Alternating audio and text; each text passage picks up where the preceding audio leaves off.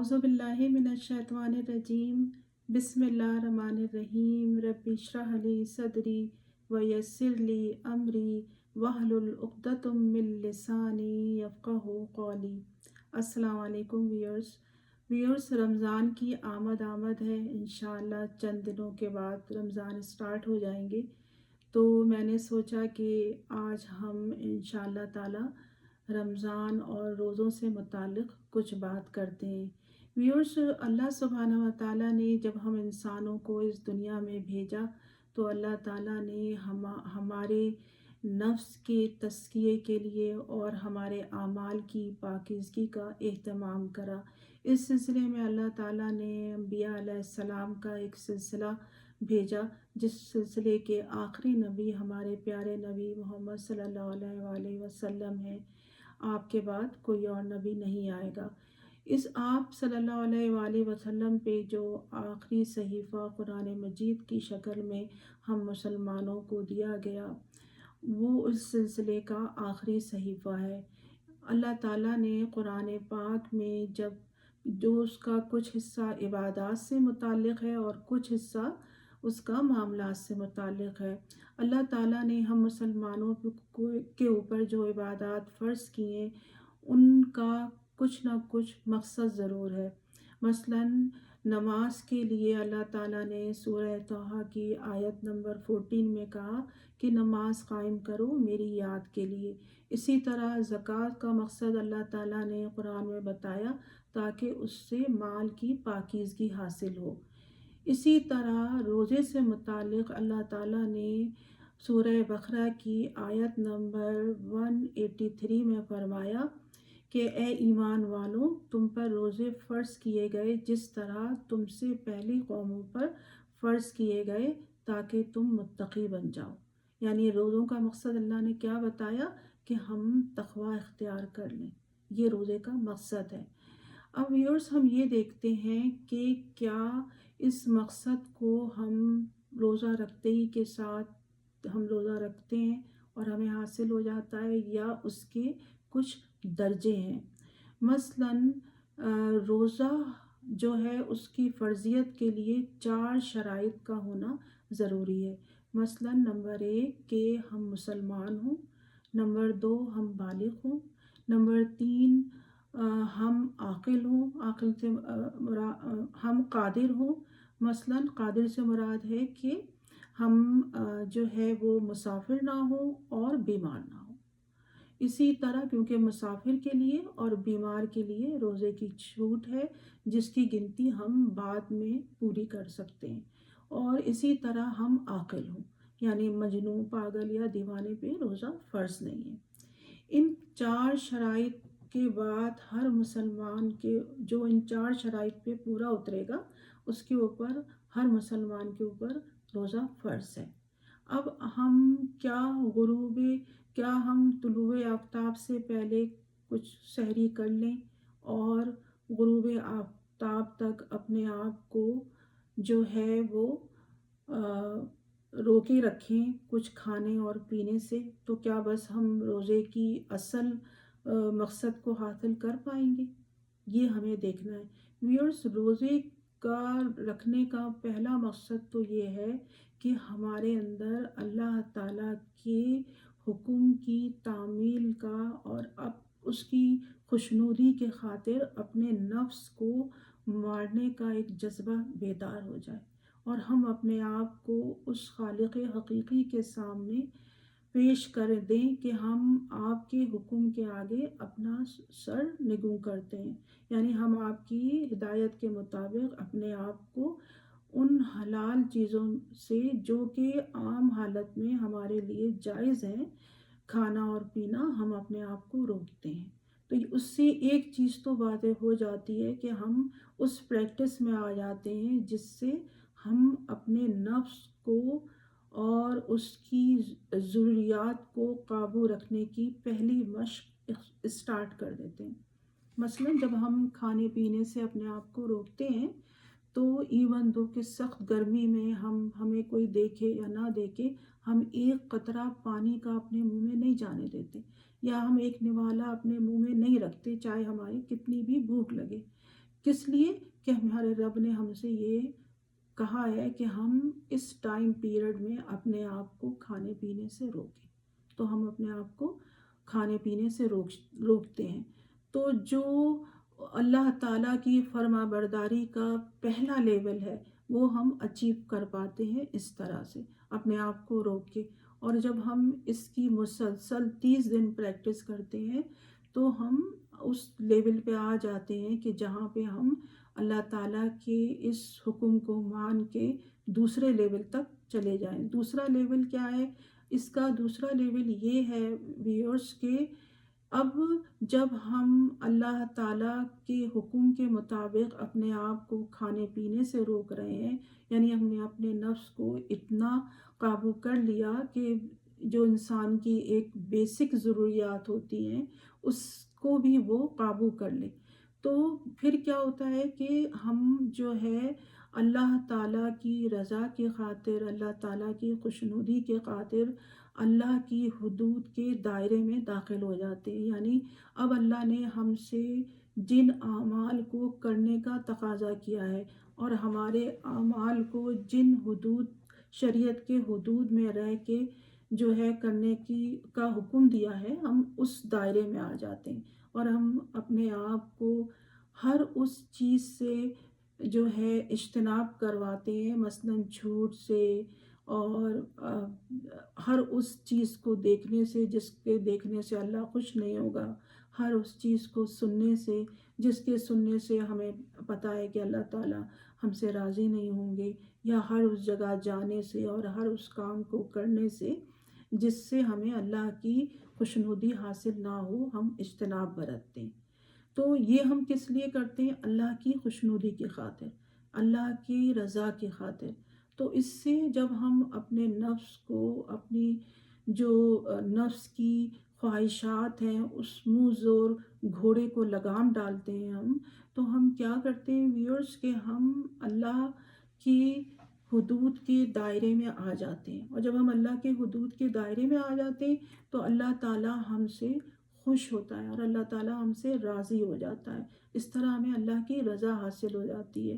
صحیح بخاری کی حدیث ہے کہ آپ صلی اللہ علیہ وآلہ وسلم نے فرمایا کہ جس نے ایمان اور احتساب کے ساتھ رمضان کے روزے رکھے اس کے پچھلے تمام گناہ معاف کر دیے جاتے۔ تو احتساب سے یہاں کیا مراد ہے؟ یعنی ہم اپنے اعضاء اور جوارے سے یہ دیکھیں کہ ہم کیا کوئی ایسی چیز تو نہیں دیکھ رہے جس سے اللہ نے ہمیں روکا ہے، یا ہم کوئی ایسی چیز تو نہیں سن رہے جس سے اللہ نے ہمیں روکا ہے، ہم کوئی ایسی چیز تو نہیں بول رہے، غلط بات تو نہیں کر رہے، جھوٹ تو نہیں بول رہے، ہم چغلی تو نہیں کر رہے، ہم غیبت تو نہیں کر رہے۔ ہم اپنے آپ کو کیا ان تمام چیزوں سے روک رہے ہیں؟ کیونکہ ایک حدیث میں آتا ہے کہ آپ صلی اللہ علیہ وآلہ وسلم نے فرمایا کہ اگر ہم نے روزہ رکھ کے جھوٹ بولنے اور جھوٹ کرنے سے اپنے آپ کو نہیں روکا تو اللہ تعالیٰ کو ہمارے بھوکے اور پیاسے رہنے سے کوئی غرض نہیں ہے۔ تو وہ بالکل ایسا ہے جیسے ہم نے بے مقصد اپنے آپ کو بھوکا اور پیاسا رکھا، اس سے ہمیں وہ لیول حاصل نہیں ہو سکے گا اللہ کی خوشنودی کا جو آخر میں ہمیں تقویٰ تک لے جائے۔ ہمارا مقصد، روزے کا مقصد کیا ہے؟ تقویٰ حاصل کرنا، یعنی پاکیزگی حاصل کرنا۔ تو جب ہم اپنے اعضاء اور جوارے سے، یعنی اپنی جو بول چال سے، اپنی آنکھوں سے روزہ رکھیں گے، اپنے کان سے روزہ رکھیں گے، اپنے پاؤں اور ہاتھ کو ان چیزوں سے روکیں گے جس سے اللہ نے منع کیا ہے۔ غیبت نہیں کریں گے، یعنی ہم بس روزہ رکھ کے بیٹھے ہوئے اور فون ملا لیا اور بس ادھر سے ادھر دوسرے لوگوں کی برائی کر رہے ہیں یا باتیں کر رہے ہیں غیبت کی، یہ غلط ہے۔ اس سے پھر ہمارا روزہ جو ہے وہ لیول حاصل نہیں کر پائے گا جو اللہ نے اس روزے کو رکھنے کا مقصد بتایا ہے۔ مقصد کیا ہے؟ پاکیزگی، تقویٰ حاصل کرنا۔ اور تقویٰ کیا ہے؟ تقویٰ ہے اللہ سے ڈرتے رہنا، یعنی بندہ اس طرح ہر بات بولے جس میں اللہ سے ڈر ہو کہ کہیں اس بات پہ میری پکڑ تو نہیں ہوگی، وہ کام کرے جس میں اللہ کا ڈر ہو کہ کہیں اگر میں یہ کام کرنے جا رہا ہوں اس میں اللہ مجھے قیامت کے دن اللہ کے سامنے مجھے جواب دہ ہونا ہے، تو کہیں میں گناہ گار تو نہیں ہو جاؤں گا یا ہو جاؤں گی۔ یا ہم یہ سوچیں کہ ہم جو ہے وہ یہ کام اس جگہ پہ جا رہے ہیں، کیا یہاں پہ جانا ہمارے لیے صحیح ہے؟ کہیں یہ تو نہیں ہے کہ ہمیں اللہ آخرت میں اللہ کے سامنے جواب دہ ہونا ہوگا، تو ہم جو ہے اللہ کے سامنے گناہ گار کی صورت میں کھڑے ہوں۔ تو ان تمام چیزوں کا لحاظ کرتے ہوئے جب ہم روزہ رکھیں گے، یعنی ہمیں اپنے خالی پیٹ کو روزہ نہیں رکھوانا ہے، ہمیں اپنے اعضاء اور جوارح سے بھی روزہ رکھنا ہے۔ مثلاً آنکھوں کا روزہ ہونا چاہیے، ہماری جو ہے وہ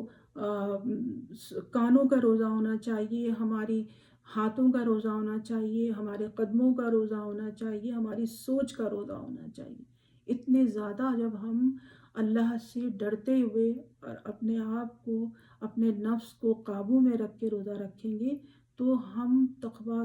کے اور قریب آ جائیں گے۔ اور آخری منزل کیا ہے؟ آخری منزل ہے تقویٰ، یعنی کہ ہم پھر اللہ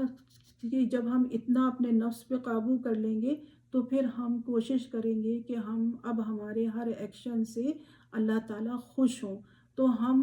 اب وہ کام کریں گے جس سے ہمیں اللہ تعالیٰ کی سے اپریسیشن ملے، اللہ تعالیٰ ہم سے راضی ہو جائیں اور بہت زیادہ راضی ہو جائیں اللہ تعالیٰ ہم سے۔ ہم چیریٹی بھی کریں گے رمضان میں، ہم دوسرے لوگوں کے دکھ درد کا احساس کریں گے۔ اللہ تعالیٰ نے رمضان جو ہے وہ قرآن کا مہینہ ہے، کیونکہ اللہ تعالیٰ نے اس میں قرآن کو اتارا ہے، تو ہم قرآن سے اپنے آپ کو جوڑ لیں گے، ہم قرآن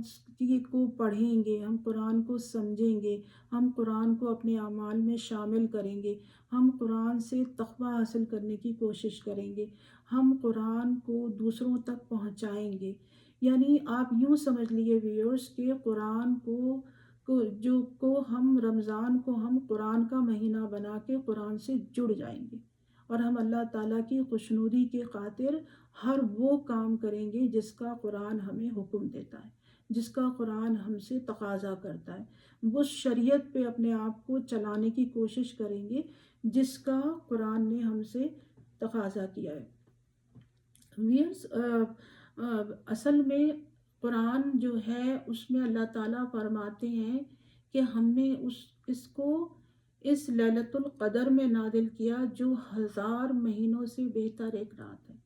تو آپ سوچئے کہ قرآن کے نزول کی رات کو اللہ تعالیٰ نے 1000 مہینوں سے بہتر ایک رات بتایا ہے، تو یعنی اس سے ہم قرآن کی اہمیت کا اندازہ لگا سکتے ہیں۔ تو جب ہم قرآن سے جڑ جائیں گے اور قرآن کو سمجھیں گے، قرآن کو پڑھیں گے، قرآن کو یاد کرنے کی کوشش کریں گے، کیونکہ حدیث میں آتا ہے کہ ہمیں جتنا قرآن ہمیں یاد ہوگا، ہم جنت میں جب جائیں گے تو ہم جنت میں جاتے جائیں گے اور وہ قرآن پڑھتے جائیں گے۔ تو ہم زیادہ سے زیادہ اس مہینے میں قرآن کو میمورائز کرنے کی کوشش کریں گے، ہم قرآن کو سمجھنے کی کوشش کریں گے۔ یعنی ہم اپنے لیے اس مہینے میں ہم یوزلی تو ہم یہ کرتے ہیں نا کہ جب رمضان کا مہینہ آیا زیادہ تر تو ہمارا فوکس ہوتا ہے کہ یار ہم سموسے اور ایگ رول اور پیٹیز بنا کے رکھ لیں، سیو کر لیں تاکہ ٹائم کی بچت ہو۔ یہ بھی اچھی بات ہے، کرنا چاہیے، لیکن اس کو مین جو ہے اس کی مین اہمیت یہ نہیں ہونی چاہیے۔ رمضان کی مین جو ہماری کوشش ہونی چاہیے کہ ہم اس میں نیکیاں زیادہ سے زیادہ کیسے حاصل کریں، کیونکہ رمضان میں نفل کا ثواب فرض کے برابر ہے، اور فرض کا ثواب بے بہا بے انتہا ہے، 700 گنا تک بڑھ جاتا ہے۔ اس لیے ہمیں زیادہ سے زیادہ عبادت کا اہتمام کرنا ہے، کیونکہ اس مہینے میں ہمیں وہ تمام چیزیں کرنی ہیں جس کے ذریعے سے ہم اس روزے کا مقصد حاصل کر سکیں، یعنی تقویٰ والے ہم بن جائیں۔ یہ بالکل اسی طرح ہے کہ جب ہم ایک مہینے اپنے نفس کو قابو میں رکھنے کی کوشش کریں گے، اپنے نفس پہ ایسی پابندیاں لگائیں گے کہ یعنی تمام حلال چیزوں کو بھی صرف اللہ کی حکم کے لیے، اللہ کی رضا کے لیے ہم اجتناب برتیں گے اور اس سے ہم اپنے آپ کو جو ہے دور رکھیں گے، تو ہمیں کیا ہوگا کہ ہمیں اللہ کی رضا کی عادت پڑ جائے گی۔ جب ہم حلال چیزوں کو اللہ کی رضا کی خاطر اس ایک مہینے میں چھوڑ دیں گے تو پھر آپ سوچئے کہ کیا ہم حرام چیزوں کو پھر کر سکیں گے؟ نہیں کریں گے ہم۔ اور ویورز، اللہ تعالیٰ کا ہر چیز دنیا کی اس کا ایک مقصد ہے۔ اللہ تعالیٰ نے سورہ حجر کی ہمیں فرمایا کہ اس آسمان اور زمین کے درمیان جو کچھ بھی ہے وہ بغیر کسی مقصد کے نہیں پیدا کیا گیا، یعنی مقصد کے لیے اس کا ایک مقصد ہے پیدا کرنے کا۔ تو اسی طرح اللہ نے جو عبادتیں ہمارے لیے رکھی ہیں اس کا بھی ایک مقصد ہے۔ تو اب روزے کا مقصد اللہ نے بتا دیا کہ تقویٰ ہے، اور تقویٰ جو ہے وہ ہمیں کس چیز کے قریب کرتا ہے؟ تقویٰ ہمیں اللہ کی خوشنودی کے قریب کرتا ہے، اللہ کی رضا کے قریب کرتا ہے۔ اور جو بندہ جس بندے سے اللہ راضی ہو جائے تو سوچئے وہ اس کے لیے پھر کیا ہے؟ اس کے لیے آخرت میں جو ہے وہ بہت بڑا اجر ہے۔ ہم یہاں اپنی جو بھی زندگی گزار رہے ہیں ویورز، وہ آخرت کی جواب دہی کے احساس سے گزاریں گے اگر، تو ہمیں اس میں آخرت میں کامیابی کے چانس زیادہ ہوں گے ہمارے۔ اور اللہ تعالیٰ نے اپنی جتنی بھی عبادتیں ہمارے لیے رکھی ہیں اس کا مقصد بھی یہ ہے کہ ہم آخرت کی کامیابی حاصل کر پائیں۔ اور اس کے لیے سمجھ لیے یہ رمضان کے روزے یا رمضان کا مہینہ ایک طرح سے ایک ہمارے لیے ایک ورک شاپ ہے، ہمارے لیے ایک سمجھ لیے ہماری زندگی میں ایک ہر مہینے ایک مہینے کی ڈرل اللہ تعالیٰ ہمیں کراتا ہے تقویٰ حاصل کرنے کے لیے کہ ہم متقی بن جائیں۔ تو اللہ تعالیٰ جس طرح آپ دیکھیں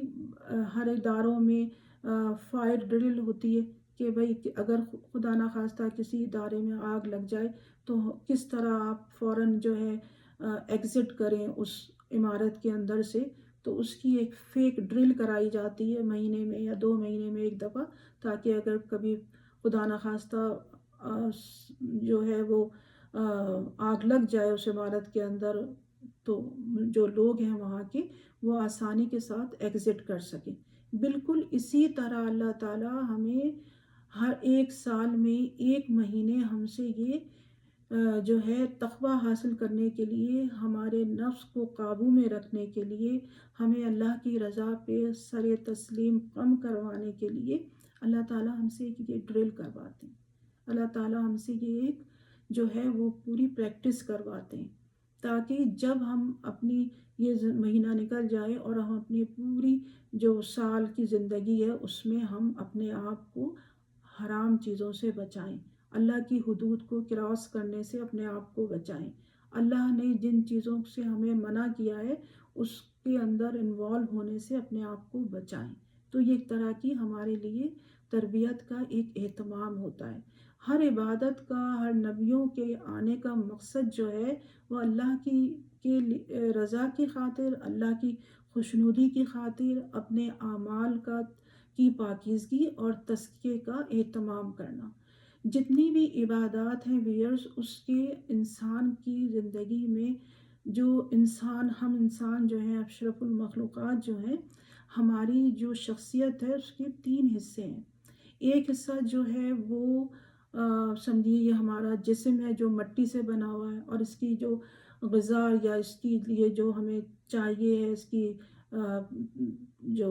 بڑھنے کے لیے، اس کی نشو و نما کے لیے جو چیزیں وہ ہمیں اس دنیا کی زمین سے حاصل ہوتی ہیں۔ اسی طرح ایک ہمارا جو شخصیت کا حصہ ہے وہ انٹلیکٹ ہے، یعنی وہ عقل و شعور ہے، اس کے لیے جو ہمیں چیزیں چاہیے وہ ہمیں اللہ کے حکم کی پابندی کرنے سے حاصل ہوں گی۔ اور اسی طرح ایک ہماری جسم کا حصہ جو ہے وہ روح ہے، اور روح کی جو پاکیزگی ہوتی ہے وہ اللہ کے کلام کو، اللہ کی عبادات کو پرفارم کرنے سے، اور اللہ کے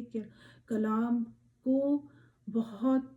سنجیدگی کے ساتھ، سمجھ کے ساتھ سمجھنے سے، اور اس کو اپنی زندگی کو اس کے مطابق ڈھالنے سے حاصل ہوتی ہے۔ تو ہمیں ان تینوں چیزوں کو جب ہم اہتمام کرتے ہیں تب ہم جا کے اشرف المخلوقات کہلانے کے قابل ہوتے ہیں۔ ویئرس،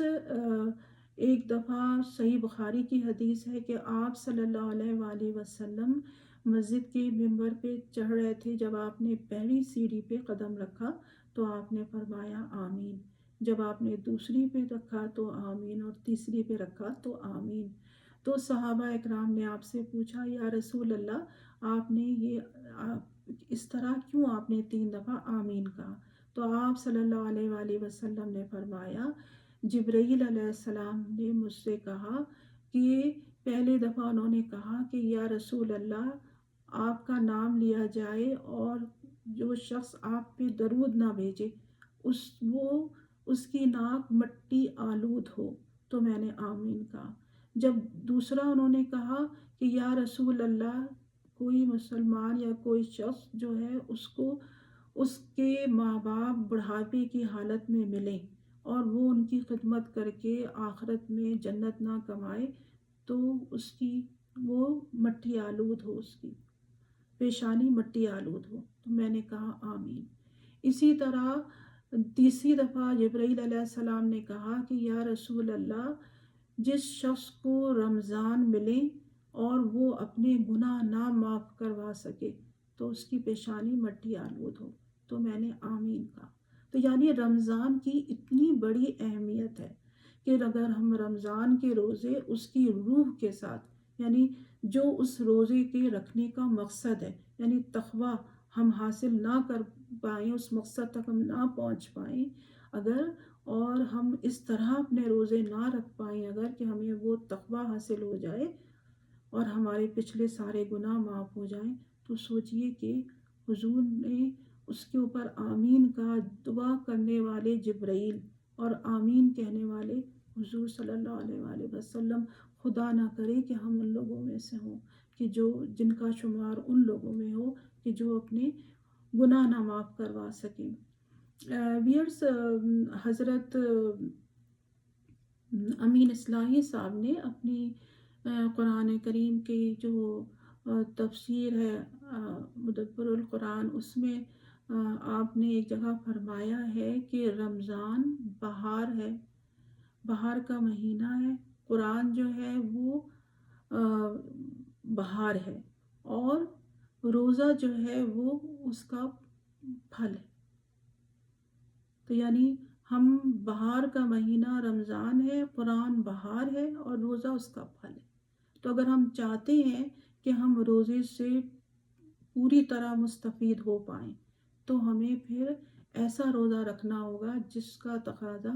نبی پاک صلی اللہ علیہ وآلہ وسلم نے کیا ہے، یعنی ایمان اور احتساب کے ساتھ، یعنی اپنا ہم احتساب کریں کہ کیا صبح سے لے کے شام تک جو میں نے اللہ کی رضا کی خاطر اس فرض روزے کی فرضیت کو پورا کرنے کے لیے کھانے پینے کو خالی چھوڑا،